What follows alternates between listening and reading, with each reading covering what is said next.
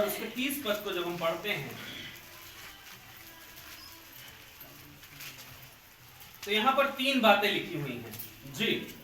परमेश्वर का मार्ग सिद्ध है, यहोवा का वचन ताया हुआ है, वह अपने शरणागतों की ढाल है। यहाँ पर 3 प्रमुख बातें परमेश्वर के वचन में दाऊद के द्वारा से कही गई हैं और दाऊद अपने अनुभव से इन बातों को कहता है और कहता है कि परमेश्वर का मार्ग सिद्ध है, पहली बात यानी परफेक्ट है, और दूसरी बात कहता है कि परमेश्वर का वचन ताया हुआ या परखा हुआ या खरे सोने के समान है, सच्चा है, और तीसरी बात कहता है कि वो अपने सारे शरणागतों की क्या है, ढाल है।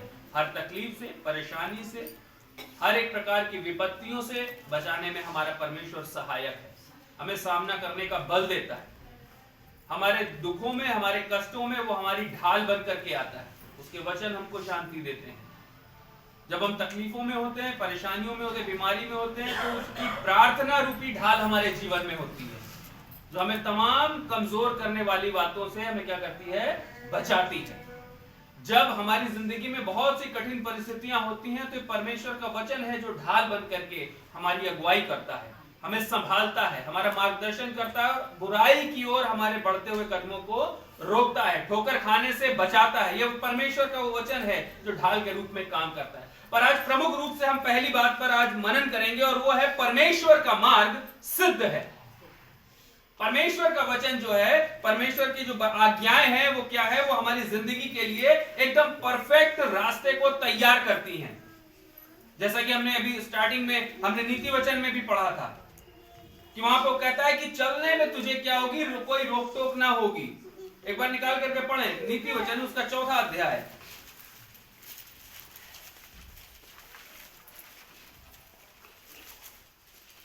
और उसके 11वें पद को जब हम पढ़ते हैं तो वहां पर इस प्रकार से लिखा हुआ है, मैंने तुझे बुद्धि का मार्ग बताया है और सिधाई के पथ पर चलाया है, चलने में तुझे रोक टोक ना होगी और चाहे तू दौड़े तो भी ठोकर ना खाएगा। ये परमेश्वर के उस सिद्ध मार्ग का उदाहरण यहां पर सुलेमान ने कहा। वहां भजन संहिता का लिखने वाला दाऊद है और दाऊद जो है वो सुलेमान का पिता है। पहले पिता उस बात को अनुभव से कहता है कि परमेश्वर का जो मार्ग है वो सिद्ध है, परफेक्ट है, सबसे बेहतर है, उसकी आज्ञाओं में कोई भी मिलावट नहीं, कोई नुकसान नहीं है, कोई दुख नहीं आता, कोई क्लेश नहीं आता।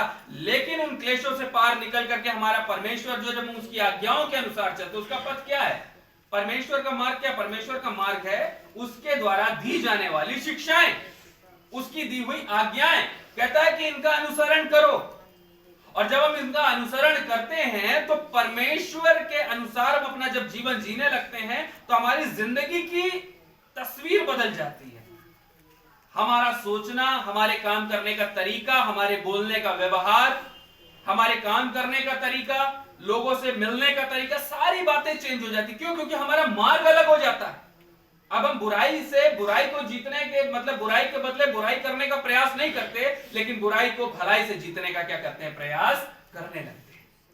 यह परमेश्वर की शिक्षा के अनुसार चलने का परिणाम होता है। और यहां पर परमेश्वर के वचन में सुलेमान जो कि उसका बेटा है, 4 अध्याय के 11वें पद में कहता है कि मैंने तुझे बुद्धि का मार्ग बताया है और सिधाई के पथ पर चलाया है, और चलने में तुझे रोक टोक ना होगी और चाहे तू दौड़े तो भी ठोकर।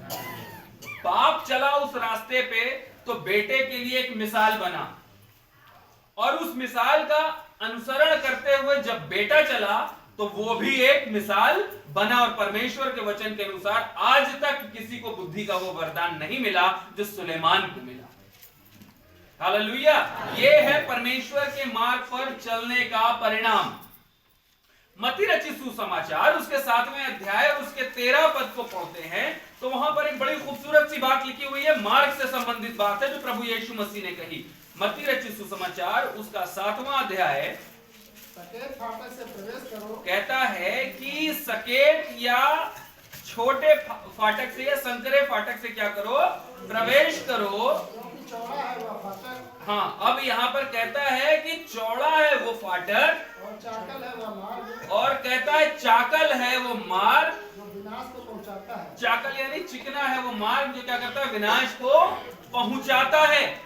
और बहुतेरे हैं जो क्या करते हैं, बहुत से उसमें क्या करते हैं, प्रवेश करते हैं। मैक्सिमम नंबर्स जो हैं वो उसी शॉर्टकट को लेते हैं, क्योंकि अच्छाई की राह पे चलना एक बड़ा कठिन काम मालूम पड़ता है।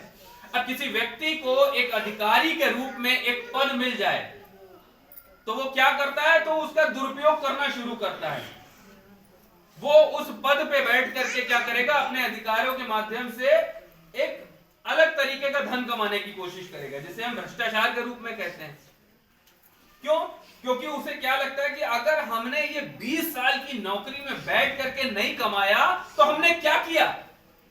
क्योंकि भैया यहां बैठ करके अगर हम नहीं कमाएंगे तो लोग कहेंगे ये तो बेवकूफ है, ये तो मूर्ख आदमी। यही तो कहते हैं ना अंकल, कि अगर जो बड़ी ईमानदारी से अपनी नौकरी को पूरा करके निकल आए और उससे छोटे लेवल का व्यक्ति जो है, उसका जो सबऑर्डिनेट है, जो उससे नीचे के कैडर का व्यक्ति है, वो पता चला कार से आ रहा है ड्यूटी और वो हमारे तेजस्वी अंकल की तरीके अपने बजाज चेतक से चले आ रहे हैं ड्यूटी, तो आदमी क्या कहेगा, अरे ये आदमी बिल्कुल बेवकूफ है, इसको तमीज ही नहीं है काम करने की, इसको अकल ही नहीं है, इसको मौके का फायदा उठाना नहीं आता। संसार क्या कहता है, उसे क्या कहता है, मूर्ख कहता है, मूर्ख कहता है उसे। और परमेश्वर का वचन कहता है कि उसने जगत के मूर्खों को और तुच्छों को, जो नहीं भी है, जिनका कोई अस्तित्व ही नहीं है, उनको क्या किया है। क्यों? क्योंकि ईमानदारी उन्हीं के जीवन में है। पर सुख किसके पास पाया जाता है? अभी हाल ही में एक प्रकरण चल रहा है गायत्री प्रजापति के नाम का, एक और वो मैं भी मिस कर रहा हूँ, एक वो भी केस चल रहा था ये, इसमें आपके प्राधिकरण के अंदर जो नोएडा में था इंजीनियर, जो यूपीएसआईडीसी का भी वो था, डायरेक्टर था, उसका बड़ा रुतबा था, बड़ा पैसा इन लोगों ने कमाया, अरबों रुपए की संपत्तियां इनके पास निकली।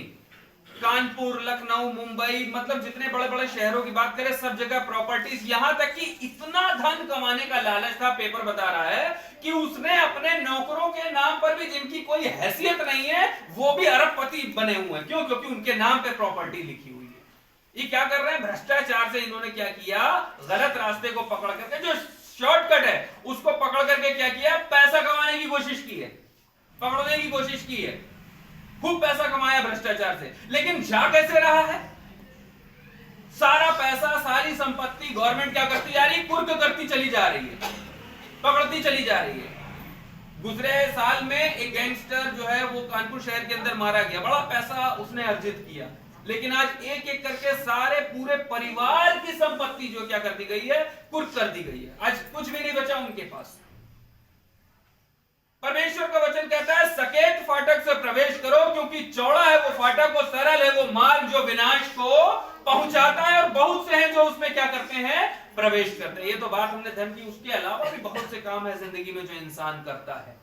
लगता है कि कोई नहीं देख रहा, कोई नहीं पकड़ रहा, लेकिन एक वो खुदा है जिसकी लाठी बेआवाज होती है, पर जब उसकी मार पड़ती है तो वो इंसान के सहन से बाहर होता है, इंसान सह नहीं पाता उसको।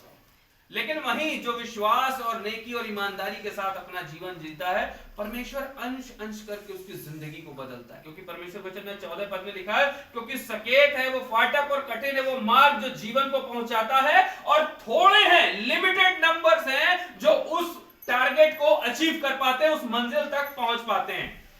परमेश्वर के वचन में एक बड़ा अच्छा उदाहरण पाया जाता है यूसुफ का। मेरे प्रियो, आज मेरा बताने का मकसद ये नहीं कि भ्रष्टाचार, ये वो सारी चीजों पे मेरा फोकस नहीं है, लेकिन हम जो ईमानदारी से जिंदगी जीते हैं, हम जो परमेश्वर के वचन के अनुसार जिंदगी जीते हैं, जो परमेश्वर के वचन के मुताबिक, जैसा उसका वचन बताता है, उसके मार्गों पर चलते हैं, हमें वर्तमान में तो चीजें, परिस्थितियां बड़ी कठिन जान पड़ती हैं। हमें लगता है कि हम क्यों चल रहे हैं, हम शरीर में दुख उठा रहे हैं, हम क्यों चल रहे हैं, हम अपने अपनों को खो रहे हैं, लेकिन फिर भी हम इस मार्ग में चल रहे हैं, हम क्यों चल रहे हैं। हमारे पास तो देखो धन का भी अभाव है, हम आज तक अपने किराए के मकान में रह रहे हैं, लेकिन फिर भी हम परमेश्वर के मार्गों पर चल रहे हैं, हम क्यों चल रहे हैं। हमारे जीवन में तो देखो बड़ी कमी घटी और बड़े क्लेश आ रहे हैं, बड़े दुख आ रहे हैं, बड़ी अशांति की बातें आ रही हैं, फिर भी हम परमेश्वर के उन मार्गों पर, उन आज्ञाओं पर चल रहे हैं, लेकिन हम चल क्यों रहे हैं।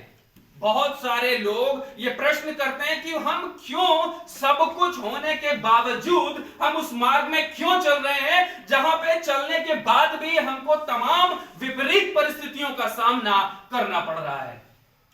मेरे प्रियो, परमेश्वर का वचन खरा है जैसा यहां पर लिखा, और एक एक प्रश्न का उत्तर परमेश्वर के वचन में पाया जाता है कि क्यों। यूसुफ की जिंदगी को देखते हैं, जब उसके 46 उत्पत्ति उसके 46 अध्याय को पढ़ते हैं, 45वें अध्याय को, माफ कीजिएगा, यहां पर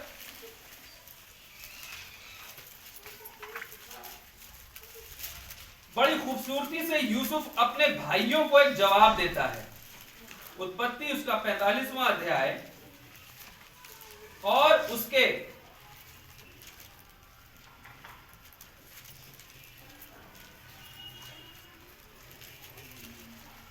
5 पद को पढ़ते हैं तो यहां इस प्रकार से लिखा हुआ है, कहता है, अब तुम लोग मत पछताओ और तुमने जो मुझे यहां बेच डाला इससे उदास मत हो, क्योंकि परमेश्वर ने तुम्हारे प्राणों को बचाने के लिए मुझे तुम्हारे आगे भेज दिया है, क्योंकि अब 2 वर्ष से इस देश में अकाल है और अब 5 वर्ष और ऐसे ही होंगे कि उनमें ना तो हल चलेगा ना अन्न काटा जाएगा। इसलिए परमेश्वर ने मुझे तुम्हारे आगे इसीलिए भेजा कि तुम पृथ्वी पर जीवित रहो और तुम्हारे प्राणों के बचने से तुम्हारा वंश आगे बढ़े। इस रीति से अब मुझको यहां पर भेजने वाले तुम नहीं परंतु परमेश्वर ही ठहरा है। मेरे प्रियो, आज हम अपने दुख, अपने क्लेशों में परखे जा रहे हैं, आज हम अपनी अशांति में परखे जा रहे हैं, लेकिन फिर भी आशीषों को सहेजे हुए अपने जीवन में आगे बढ़ रहे हैं। आज बहुत से मसीह परिवार है, बहुत से मसीह जीवन है जो यहां बैठ करके हम अपनी बहनों की गवाहियों को सुन रहे हैं, अपने भाइयों की गवाही को सुन रहे हैं। आज हम जो यहां पर, हम सब इवन इंक्लूडेड हमारे जो पादरी साहब हैं उनको भी रख करके हम चलते हैं। ये हम सब जो अपनी जिंदगी जी रहे हैं, दुख भी आ रहे हैं, क्लेश भी आ रही है, कमी और घटी भी आ रही है, भूख भी है, पैसा भी नहीं है, घर में भी अशांति है, शरीर भी बीमारी से भरा पड़ा हुआ है, लेकिन उसके बावजूद हम उन मार्गों में बढ़ते चले जा रहे हैं जो हमारे परमेश्वर का कहलाता है, और हमारा ईमान भी कमजोर नहीं है। हमें कहीं भी परमेश्वर की बातों पे शक नहीं है। मेरे प्रियो, अगर आपके मन में, मैं कहना चाहता हूं कि अगर आज ये सारी बातें होने के बावजूद आप सब जो मेरे वचन को सुन रहे, मेरे द्वारा से परमेश्वर के वचन को सुन रहे हैं, अगर इन तमाम बातों के बावजूद अगर आपका विश्वास कमजोर नहीं है, अगर आपके मन में परमेश्वर के प्रेम के प्रति कोई खोट नहीं है, तो आप जान लीजिए आपका जीवन यूसुफ की तरह है। आपका जीवन यूसुफ की तरह है, और परमेश्वर ने आपको आपके जीवन के लिए ही नहीं बचाया, लेकिन आपके बाद जो पीढ़ी कलीसिया में आ रही है उसके लिए भी बचाया है। आपको आपके परमेश्वर ने आपके परिवार से इसलिए विश्वास में नहीं लाया कि केवल आप बचे, लेकिन आपके द्वारा आपका परिवार, आपका वंश भी बचे। परमेश्वर ने आपको आपके मित्रों के से पहले परमेश्वर का वचन इसलिए नहीं बताया कि केवल आप एक बेहतर जीवन जी सकें, लेकिन परमेश्वर ने आपको एक बेहतर जीवन इसलिए दिया ताकि आप अपने मित्रों के लिए आशीष का कारण बन सके। यूसुफ के जीवन में बड़े कष्ट आए। वो शुरू से परमेश्वर के द्वारा से चुना हुआ था और उसको परमेश्वर दर्शन के द्वारा से, स्वप्न के द्वारा से बातें करता था, और जब वो अपने आपे में आया और जब उसने अपने भाइयों के साथ जब शेयर करना शुरू किया तो उसके भाई बड़े विचलित हुए, बड़े परेशान हुए, वही उसके दुश्मन बन बैठे। वो तो सच्चाई बयान कर रहा था जो परमेश्वर की ओर से थी, लेकिन उसके अपने भाई उसके दुश्मन बन बैठे। इससे पहले के अध्याय पढ़िएगा, अगर मैं पढ़ूंगा तो लंबा हो जाएगा। और उसके बाद एक दिन ऐसा हुआ कि ये सारी बातें उसके भाइयों ने जाकर के अपने पिता को बताई, याकूब को बताई। कहने लगा, देखो ये तो ऐसी ऐसी बातें हमारे विषय में करता है, सबसे छोटा है और हम बड़े भाई हैं, और हमारे बारे में देखो ये इस तरह की बातें करता है, क्या ये उचित है क्या? उसके बाप ने भी उसको डांटा, मत क्या ऐसी बात। उसके बाप को भी नहीं पता था कि यूसुफ किस लिए चुना गया है। मेरे प्रियो, हमको भी नहीं पता कि हम किस लिए चुने गए। यूसुफ उस जंगल में, उस गड्ढे में फेंका गया, वहां से मिद्यानियों के पास बेचा गया, ला करके पोतीफर के घर में पहुंचा। परमेश्वर उसके संग था, उसने परमेश्वर का साथ नहीं छोड़ा, वो परमेश्वर के मार्ग को पकड़ा रहा। कितनी तकलीफें सही होंगी उसने, जरा सोच के देखिए।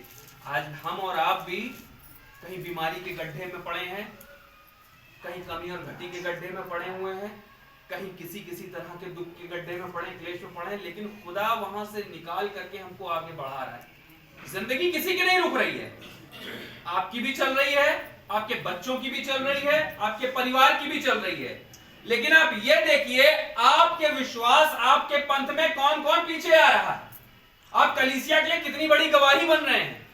परमेश्वर किस किस तरह से लोग आपको उपयोग में लेकर के आ रहा है। जीवन आगे बढ़ रहा है, उम्र आगे बढ़ रही है। यूसुफ की भी उम्र आगे बढ़ रही थी, लेकिन वो परमेश्वर के मार्ग में निरंतर चल रहा था। आप भी परमेश्वर के मार्ग में निरंतर चल रहे हैं, लेकिन ये जो तकलीफ उठाई, ये जो दुख उठाई, उसके बदले में वो कुड़कुड़ाया नहीं है। उसे भी नहीं मालूम था कि भविष्य में आने वाली आशीषें क्या हैं। आज मेरे बच्चों, तुम्हारे माँ बाप कम पढ़े लिखे हैं, लेकिन तुम्हारे माँ बाप को खुदा ने इतनी कुव्वत दी, इतनी काबिलियत दी कि वो तुमको पढ़ा लिखा सके। वो खेती किसानी करते थे, पर आज इस कलीसिया के बच्चे पढ़ करके, लिख करके, ऑफिस की टेबल पे बैठ करके कंप्यूटर और लैपटॉप पे काम करते हैं, एक अधिकारी के रूप में धीरे धीरे स्थापित हो रहे हैं, जा रहे हैं। क्यों? किस लिए? वो भी यूसुफ के तरीके एक सफर को पूरा करके आ रहे हैं। झोपड़ियों में रहते थे, कच्ची मड़ैया में रहते थे, कच्ची जमीन के घरों में रहते थे, रोटी की घटी रही होगी, तन पे कपड़े की घटी रही होगी, लेकिन अपने बच्चों को पाला है।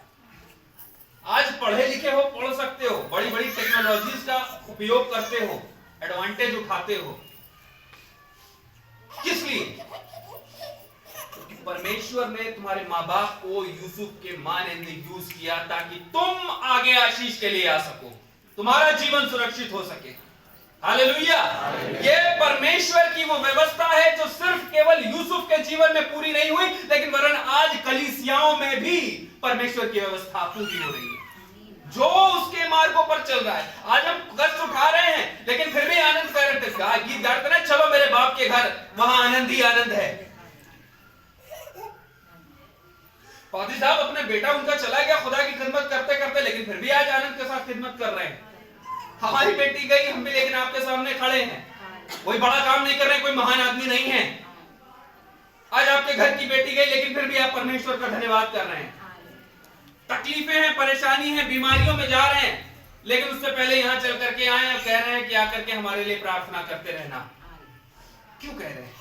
क्योंकि परमेश्वर ने एक समान रूप में वही अंश मेरे और आपकी जिंदगी में इंपार्ट किया है, हमारे और आपकी जिंदगी में वो भाग उंडेल दिया है कि हम भी उसी आत्मा के चलाए चले जिस आत्मा के चलाए यूसुफ चल रहा था। और इसीलिए वो कहता है कि जब वो उस स्तर पे पहुंचा तो कहता, मैं समझ गया, ये जो तुमने मुझको भेजा उसने माफ कर दिया। उसका देखिए दिल कितना नम्र हो चुका था। आज कौन है जिसके भाई या परिवार वाले उसको गड्ढे में कहीं जंगल में फेंक दें कि कोई मार के खा जाए जानवर, वो वहां से निकाला जाए, चौराहे पे ले जाकर के बेचा जाए, जाकर के वो एक गुलामी की जिंदगी जिए, दूसरा उसके रहने से आशीष पाए। पोतीफर को आशीष मिली थी वो, लेकिन फिर भी उसके घर में नौकरी बनकर रहा, मालिक नहीं बना दिया। उसने सारी चीजों पे अधिकारी तो उसको बना दिया, लेकिन रखा उसे अपना नौकर ही बना करके। उसके जीवन में भी ऐसा खुदा बाप मेरे जरिए से ये आशीष पा रहे हैं, अरे मेरे प्रभु मेरे द्वारा से ये कलीसिया आशीष पा रही है, मैं क्यों नहीं पा रहा हूं? ये प्रश्न यूसुफ ने नहीं किया। चलता चलता एक दिन परमेश्वर का वो वचन उसके पास पहुंचा, और कब पहुंचा? जब वो मिस्र में फिरौन का प्रधानमंत्री बन गया। जब वो प्रधानमंत्री बना तब कहता है कि मुझे मालूम है कि मुझे यहां भेजने वाले तुम नहीं हो, मेरा खुदा जो है। हालेलुया! आज जिन तकलीफों में आप गुजर गए ना, अपनी तकलीफों से मैं तकलीफों, तुम मेरे ऐब की वजह से नहीं है, लेकिन मुझे मालूम मेरा खुदा इसमें से मुझे लेकर के। जब कमी और घटी आए तो कहना मुझे मालूम है कि ये मेरे कामों से नहीं है, ये शैतान का काम, लेकिन मेरा खुदा इसमें से लेकर के मुझे परख रहा है, मुझे सिखा रहा है, मुझे बता रहा, ताकि मैं आने वाले वंश के लिए, आने वाली पीढ़ी के लिए, आने वाली अपनी कलीसिया के लिए मैं एक आशीष का वाहक बन सकूं। याकूब से फिर वो कहता है 46वें अध्याय में उसके बाप से, जब उसके बाप को उसके बारे में पता चला, यहां पर कहता है, पता है कितने लोग गए थे उस याकूब जब फिरौन के पास यूसुफ पहुंच गया और उसके बाद जब उसके बाप को उसके भाइयों को जब बुलाया है तो पता कितने लोग थे? कुनबा कितना था?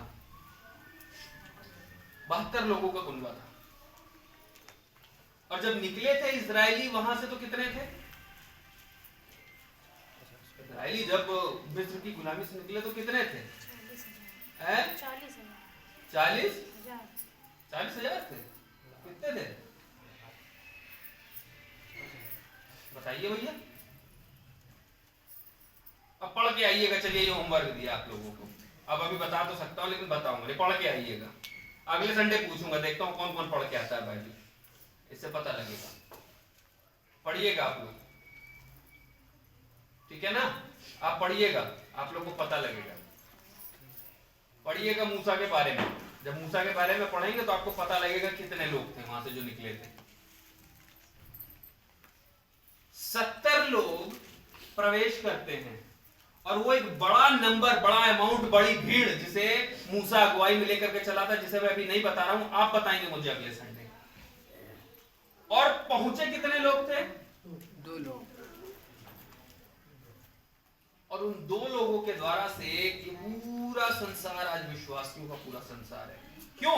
यहां पर कहता है 46वें अध्याय के 3 पद में उससे कहा, परमेश्वर ने याकूब से कहा, मैं परमेश्वर तेरे पिता का परमेश्वर हूं और तू मिस्र में जाने से मत डर, क्योंकि मैं तुझसे वहां एक बड़ी जाति क्या करूंगा? बनाऊंगा। पता है क्यों? क्योंकि यहां पर अगर उत्पत्ति 28 अध्याय उसके 12 से 15 पद को पढ़ते हैं, वहां एक कमिटमेंट परमेश्वर ने याकूब के साथ किया था। उत्पत्ति इसका 28 अध्याय इसके 12 से 15 पद अगर पढ़ दें,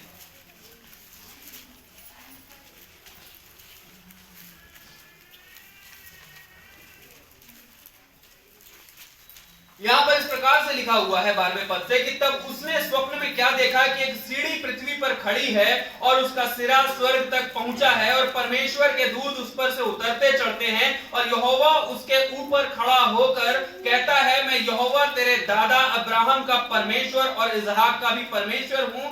जिस भूमि पर तू लेटा है उसे मैं तुझको और तेरे वंश को दूंगा और तेरा वंश भूमि की धूल के किनकों के समान बहुत होगा और पश्चिम पूरब उत्तर दक्षिण चारों ओर फैलता जाएगा और तेरे वंश के द्वारा पृथ्वी के सारे कुल आशीष पाएंगे। और सुन, मैं तेरे संग रहूंगा और जहां कहीं तू जाए वहां तेरी रक्षा करूंगा और तुझे इस देश में लौटा ले आऊंगा और मैं अपने कहे हुए को जब तक पूरा न कर लूं तब तक तुझको न छोड़ूंगा। ये परमेश्वर का जीवित वचन है, क्योंकि परमेश्वर का वचन जैसे हमने वहां पे 18 अध्याय भजन संहिता के में पढ़ा, वहां पे लिखा हो कि परमेश्वर का जो मार्ग है वो सिद्ध है और परमेश्वर का वचन जो ताया हुआ है या खरा है या सच्चा है और उसे पूरा करने के लिए परमेश्वर हमेशा प्रयासरत रहता है। और उसके इस प्रयास का ही परिणाम मेरा और आपका जीवन है। मुझे भी नहीं मालूम, आपको भी नहीं मालूम कि आप किन किन लोगों के लिए भविष्य में आशीष का कारण होने जा रहे हैं, लेकिन एक बात सुनिश्चित है कि हम सब आशीष के भागीदार होने के लिए बुलाए गए हैं और आशीषों को बांटने के लिए बुलाए गए हैं। हालेलुया। सब यूसुफ की मानिंद आशीष को लेकर के कैरी कर रहे हैं। हम उसकी आशीषों को लेकर के कैरी कर रहे हैं, चल रहे हैं। अलग अलग टैलेंट है हमारे अंदर, काबिलियत है। अगर काबिलियत ना होती तो यूसुफ कभी प्रधानमंत्री नहीं बन सकता था। कहां एक गुलाम और कहां एक प्रधानमंत्री। आज तो डिजिटल युग है। एक गांव के अंदर जो है एक टैलेंट छुपा होता है तो वो भी इंटरनेशनल लेवल पे दिखाई देता है। उस समय तो ऐसा कुछ भी नहीं था, पर वो एक मल्टी टैलेंटेड व्यक्ति था, काबिल व्यक्ति था, क्योंकि परमेश्वर का अनुग्रह उसकी जिंदगी पर था। पर उसने अपने आप को क्या किया है? प्रूफ किया है। उसने अपने अंदर की काबिलियत को क्या किया? प्रूफ किया है। आज खुदा ने हमको और आपको वो काबिलियत वो दी है, वो बुद्धि दी है, वो समझ दी है कि हम उस बुद्धि के अनुसार सही कामों को करें, सही राह पर चले, ईमानदारी से चले, किसी के साथ कोई ऐसा छल कपट का काम ना करें कि हम किसी के लिए ठोकर का कारण ठहरे और कोई व्यक्ति कह सके, अरे यार ये नाम तो यीशु मसीह का लेता है, बातें बड़ी बड़ी करता है, प्रार्थनाएं बड़ी बड़ी करता है, वचन बड़े बड़े बताता है, लेकिन इसके काम देखो यार कैसे इसने मुझे कैसी चोट पहुंचाई। किसी के लिए ठोकर का कारण ना बने। वो भी कभी नहीं बना, वो भी कभी नहीं बना। उसके जिंदगी में लालच भी आया, दुख भी आई, परेशानी भी आई, लालच भी आई।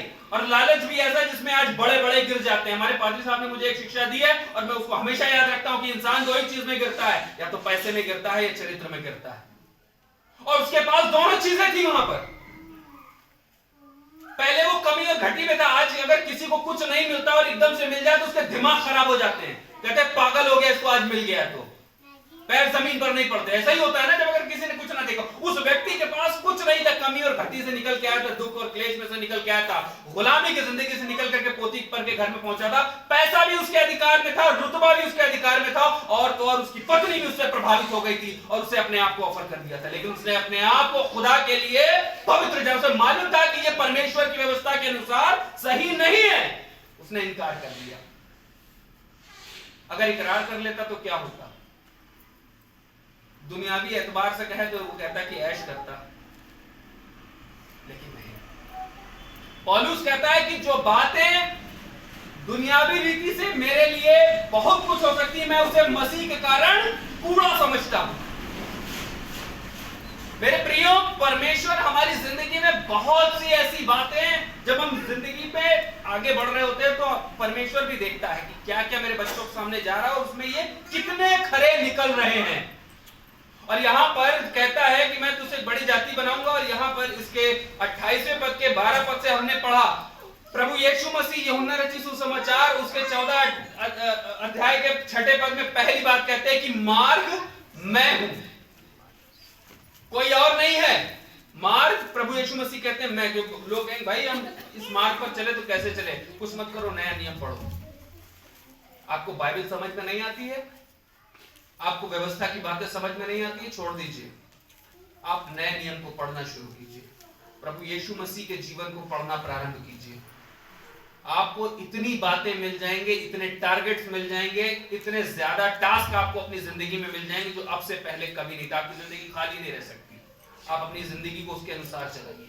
कहता है मार्ग मैं हूं। यशाया 38वां अध्याय कह करके खत्म करेंगे आज, बाकी इसको अगले रविवार कंटिन्यू करेंगे। यशाया उसका 38वां अध्याय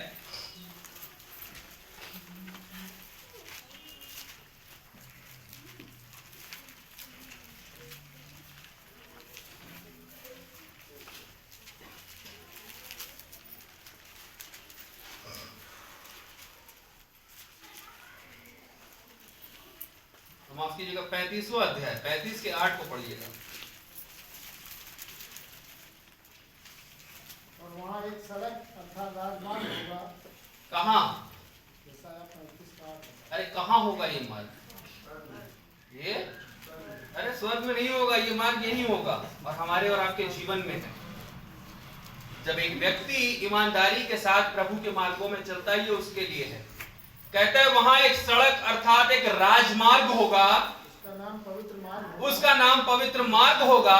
कोई अशुद्ध जन उस पर से न कोई अशुद्ध जन उस पर से चलने न पाएगा। आपके बीच में इस कलीसिया के, कलीसिया परमेश्वर के भय में रहती है, जीती है। क्या कोई यहाँ पे ऐब करने वाला आदमी आकर के स्थिर रह सकता है? बताइए, हमारे और आपके बीच में रह सकता है? नहीं रह सकता ना यहाँ पे, क्योंकि ये वो राजमार्ग है जहां पर वो पवित्र लोग ही चल पाते हैं, जो विश्वास में जन्मे हुए लोग हैं। आपके बगल में बैठ करके यहाँ क्या कोई गुटखा खा सकता है क्या? बैठ के यहाँ कोई सिगरेट पी सकता है क्या? कोई गालियां दे सकता है क्या यहाँ पे? क्या आप यहाँ आपके साथ बैठ करके यहाँ प्रचार हो रहा हो, गीत गाए हो, आपके साथ कोई बैठ करके यहाँ पे बुराई खेल सकता है क्या? बैठ करके बाहर कर सकता है, लेकिन यहाँ नहीं कर सकता। कहता है कि वहां एक सड़क अर्थात राजमार्ग होगा, उसका नाम पवित्र मार्ग होगा। कोई अशुद्ध जन उस पर से चलने ना पाएगा, वह तो उन्हीं के लिए रहेगा। और उस मार्ग पर जो चलेंगे वे चाहे मूर्ख भी हों तो भी कभी ना भटके। मैंने शुरुआत में ये कहा था ना कि भैया दुनिया उसको मूर्ख समझती है, पर लेकिन परमेश्वर के राज में उसका बड़ा मान और सम्मान है मेरे प्रिय। चलिए, तो मैंने कलीसिया की बात की। आपके घर में आकर के कोई ऐसा काम कर सकता है क्या? बताइए। चलिए भैया, आपके घर में आके कोई दारू पी सकता है, शराब पी सकता है क्या बैठ करके? हैं? आपके अच्छा घर में आके कोई क्या बुराई खेलेगा तो आप खेलने दोगे क्या उसको? लड़ाई झगड़े की बातें होंगी तो आप अपने घर में प्लानिंग होने दोगे क्या? आप सब लोग बताओ, करने दोगे क्या? क्यों नहीं करने दोगे? हाँ? परमेश्वर ने हमें ये नहीं सिखाया। जिस मार्ग सीखा है उस मार्ग पे चल रहे हैं भैया, तो हमारे साथी नहीं तो तुम अलग हटो। ये ठीक वैसे ही है कि रास्ते में हम अपनी गाड़ी से जा रहे हैं और हमको जाना है माल रोड की तरफ, और अचानक से मैं मिल गया, मैंने पूछा आप कहाँ जा रहे हैं? बोला आपने कहा कि मैं माल रोड जा रहा हूं। मैंने कहा मुझे बैराज की तरफ जाना है, क्या मुझे छोड़ दोगे क्या? आप कहोगे नहीं भाई मेरे लिए तो उल्टा रास्ता, मैं उधर नहीं जाऊंगा, मेरा मार्ग तो ये है। यही फॉर्मूला हमारी आत्मिक जिंदगी का है। और यहां परमेश्वर का वचन कहता है कि वे चाहे मूर्ख भी हों तो भी कभी ना भटकेंगे। मेरे प्रियो, परमेश्वर इन वचनों के द्वारा हम सबको आशीषित करे और अपने मार्ग में लेकर के चले। हम इस पर आगे कंटिन्यू मनन करेंगे अगले रविवार को। आमीन।